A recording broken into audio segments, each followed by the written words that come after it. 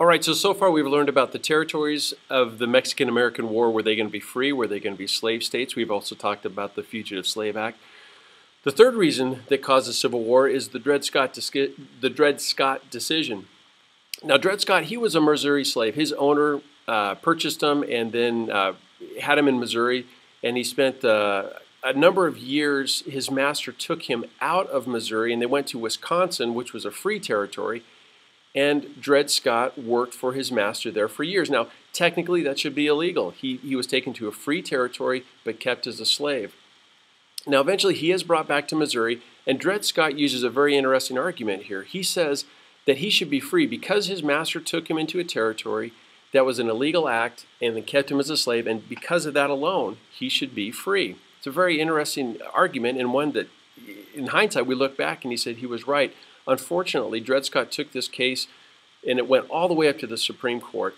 Now, the Supreme Court, they generally do a pretty good job. Once in a while, we look back at history and we can see where they've punted or they've made just a really terrible decision.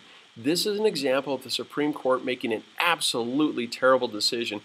And the basis for that is they actually end up using the Constitution to justify slavery. Here's what they ruled. They said, Dred Scott, you are not a citizen. Because you are a slave, you cannot use the court system. You have no constitutional right to use the court system. They ruled that living in a free territory did not change his slave status. And here's where they actually use the Constitution. They say the Fifth Amendment protects your master's property rights. You are his property.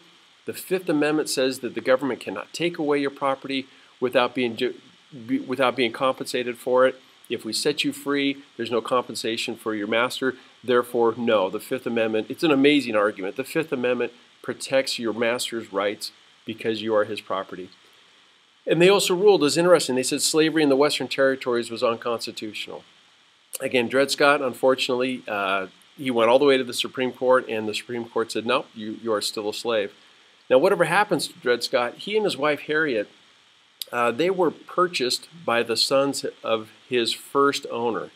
Dred Scott, the owner that took him up to Wisconsin, was not his first owner, but the sons of his first owner purchased him and his wife. They were childhood friends. They then turned around and they freed the Scotts. They gave them their freedom. Unfortunately for Dred Scott, he died within a year of gaining his freedom. So the third reason, we talked about 1, 2, now we're at number 3. The third reason for starting the Civil War, the Dred Scott case.